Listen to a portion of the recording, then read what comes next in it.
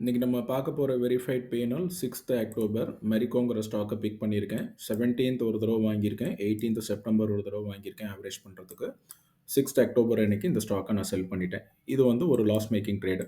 இந்த ட்ரேடை நான் பிக் பண்ணினதுக்கு ரீசன் ப்ரைஸ் ஆக்ஷன் ட்ரேடிங் கிடையாது. யூஸ்வலாக வந்து நான் ப்ரைஸ் ஆக்ஷன் ட்ரேடிங் வீடியோஸ் வந்து நான் போட்டிருக்கேன். ப்ரைஸ் ஆக்ஷன் ட்ரேடிங்க்கும் இண்டிகேட்டர் பேஸ்டு ட்ரேடிங்க்கும் டிஃப்ரென்ஸ் இருக்குது. ப்ரைஸ் ஆக்ஷனில் வந்து எந்த இண்டிகேட்டர்ஸும் யூஸ் பண்ண மாட்டோம். பேஸ்ட் ஆன் ப்ரைஸ் மூவ்மெண்ட் வந்து ஒரு ஸ்டாக் எப்படி ட்ரேட் ஆக போகுது, எதை மாதிரி ப்ரெடிக்ஷன் வந்து நம்ம பண்ணலாங்கிறத வந்து பேஸ்ட் ஆன் ப்ரைஸே வந்து நம்ம பார்த்துருவோம். இண்டிகேட்டர் பேஸ்டு ட்ரேடிங்கில் வந்து ஏதாவது ஒரு இண்டிகேட்டர் வச்சுட்டு அந்த இண்டிகேட்டர் என்ன சொல்லுதோ அதனோட பேட்டர்னை நீங்கள் ஃபாலோ பண்ணி ட்ரேட் பண்ணுறது தான் வந்து இண்டிகேட்டர் பேஸ்டு ட்ரேடிங்.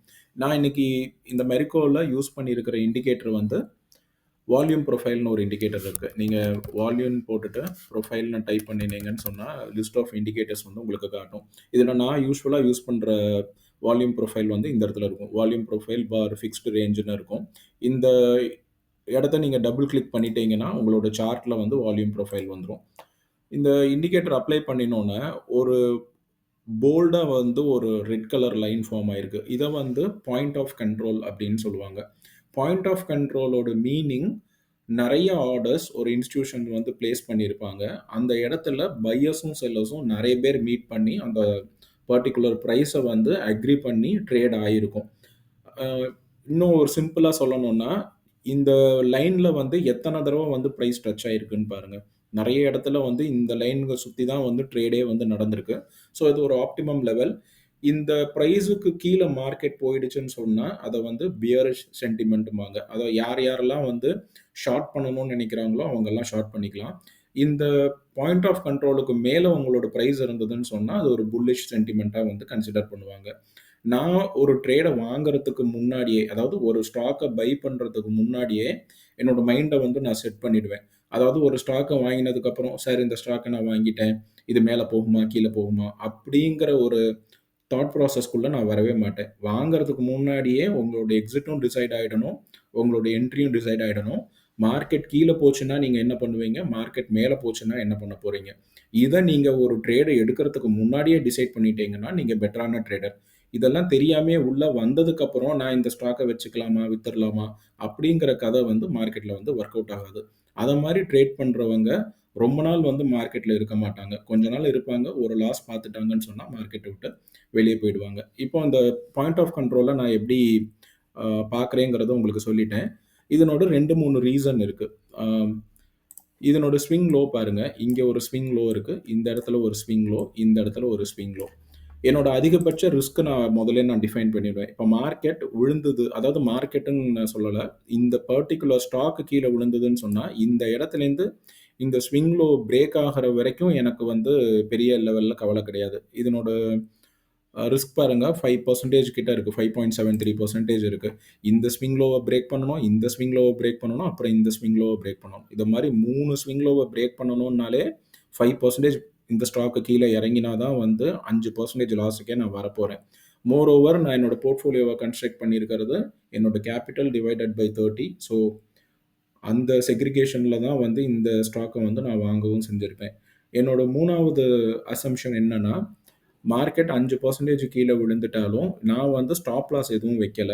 இந்த மெரிக்கோங்கிற ஸ்டாக் வந்து எஃப்எம்சிஜி இண்டஸ்ட்ரியில் இருக்கு. இந்த ஸ்டாக் எல்லாம் வந்து பெரிய லெவலில் மூவே ஆகாது. இதனோட பீட்டா வந்து ரொம்ப கம்மியான வேல்யூ இருக்கும்.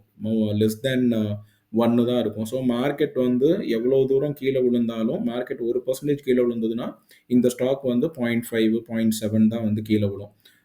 அதை மாதிரி ஸ்டாக்கை நான் எடுத்திருக்கிறதுனால எனக்கு பெரிய லெவலில் ரிஸ்க் கிடையாது. நான் நெக்ஸ்ட் டே வந்து இந்த ட்ரேடில் வந்து நான் என்ட்ரு ஆக போகிறேன். நான் போட்டிருக்கிற ஃபர்ஸ்ட் லைன் வந்து என்னோடய ஃபர்ஸ்ட் என்ட்ரி, போட்டிருக்கிற செகண்ட் ப்ளூ லைன் வந்து என்னோட ஆவரேஜ் பண்ணின என்ட்ரி, இந்த ப்ளூ லைன் வந்து நான் எக்ஸிட் பண்ணின ப்ரைஸு. நான் ஒவ்வொரு கேண்டிலையும் மூவ் பண்ணும்போது இந்த பிஓசி வந்து மேலேயும் கீழே இறங்க தான் போகுது. அதை நீங்கள் பெரிய லெவலில் கன்சிடர் பண்ண வேண்டாம்.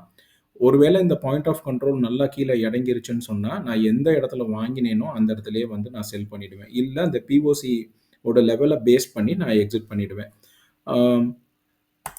சார்ட்ட ரீப்ளே பண்றேன். இப்போ பாயிண்ட் ஆஃப் கண்ட்ரோலுக்கு கீழ வந்து மார்க்கெட் வந்துருச்சு. யூசுவலா என்ன பண்ணுவாங்கன்னா, இத மாரி பிஓசி கீழ வந்துருச்சுன்னு சொன்னா, மக்கள் வந்து ஷார்ட் வந்து எடுக்க ஆரம்பிச்சுருவாங்க.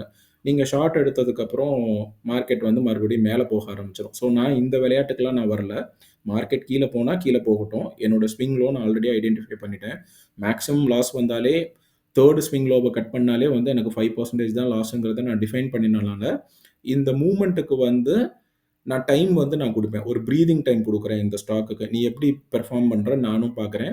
ஒரு 14 நாளைக்கு மேல நீ பெர்ஃபார்ம் பண்ணாம போயிட்டன்னா, எந்த இடத்துல நான் லாஸ்ல இருக்கேனோ, அந்த இடத்துல வந்து நான் வெளிய வந்துற போறேன்.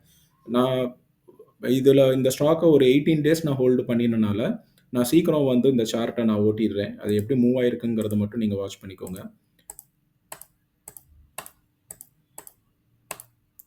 இந்த இடத்துல வரும்போது என்னோட 14 நாள் ஹோல்டிங் பீரியட் சொல்றேன்ல, அந்த 14 நாள் ஹோல்டிங் பீரியட் எனக்கு ஆல்ரெடி வந்து முடிஞ்சிருச்சு. ஸோ, இன்னமும் இந்த ஸ்டாக்க நான் வச்சிருந்தேன்னு சொன்னா, நான் ஸ்விங் ட்ரேடிங் வந்து பண்ண போறதில்ல. பட் என்ன ஒரு ரீசன்க்காக வேண்டி நான் இத ஹோல்டு பண்ணியிருந்தேன்னா, மார்க்கெட் இந்த ஸ்டாக் வந்து இந்த இடம் வரைக்கும் வந்துருச்சு. இந்த ஸ்விங் லோ வந்து அது கட் பண்ண ட்ரை பண்ணுது. அவ்வளோ சீக்கிரம் கட் ஆகாது. மார்க்கெட் திருப்பி மேல போகும். ஒரு குட்டி ஜம்ப் அது குடுத்துருச்சுன்னு சொன்னா, நான் வெளிய வந்துருவேங்கிற தாட் ப்ராசஸ்ல நான் இருக்கேன். நெக்ஸ்ட் டே நான் ரீப்ளே பண்றேன். மார்க்கெட் ஒரு நல்ல ஒரு சூப்பர் ஜம்ப் குடுத்துருச்சு. இதுக்கு மேல இந்த ஸ்டாக்ல நான் இருந்தேன்னு சொன்னா, நான் ஸ்விங் ட்ரேடிங் நான் பண்ணல. ஸோ நெக்ஸ்ட் டே நான் விக்கும்போது ப்ராஃபிட்டோ, லாஸோ I want to sell this stock and wanted to come out of this particular trade. அதனால நான் நெக்ஸ்ட் டே இந்த இடத்துல ஓப்பன் ஆகும்போது நான் வித்துட்டேன். கிட்டத்தட்ட நான் எந்த இடத்துல வாங்கினேனோ, அதே இடத்துல வந்து நான் இந்த ட்ரேட நான் வித்துட்டேன். இப்படி தான் ஸ்விங் ட்ரேடிங் பண்ணணும். இன்னைக்கு நான் யூஸ் பண்ணின இண்டிகேட்டர் வந்து வால்யூம் ப்ரொஃபைல். அது எப்படி பண்ணணுங்கிறதையும் நான் காட்டிட்டேன். இந்த ட்ரேடோட சம்மரி கீழ டிஸ்கிரிப்ஷன்ல குடுத்திருப்பேன். இந்த பர்ட்டிகுலர் ட்ரேடுலயோ, இல்ல இந்த இண்டிகேட்டர் யூஸ் பண்றதுலயோ உங்களுக்கு ஏதாவது டவுட் இருந்ததுன்னு சொன்னா, கீழ கமெண்ட் செக்ஷன்ல போஸ்ட் பண்ணுங்க. நான் அட்ரஸ் பண்றேன். Thank you.